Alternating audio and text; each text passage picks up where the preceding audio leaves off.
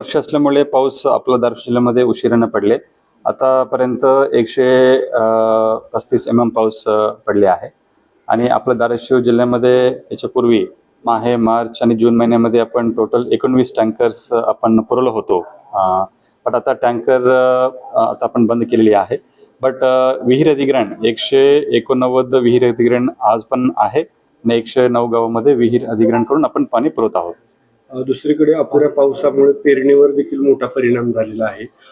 जुलैच्या आता पहिल्या काही दिवसांपर्यंत किती पेरणीचं क्षेत्र झालंय आणि काय संकट आहेत आता आपल्या धाराशिव जिल्ह्यामध्ये 135 mm पाऊस पडल्यानंतर आता लगभग 10% पेरणी झालेली आहे आणि आता पेरणीला गती मिळाली आहे आणि आपण सर्व कृषी विभागामार्फत सर्व शेतकरी बांधवांना एल निनोच्या वर्षी जे काही उपाययोजना करायची आहे, BBF तंत्रज्ञान वापर असो किंवा इंटरक्रॉपिंग असो, सोयाबीन आणि तूर याची इंटरक्रॉपिंग असो, असा एक कंटिन्जन्सी प्लॅन तयार करून त्यांना आपण शेअर केलेली आहे.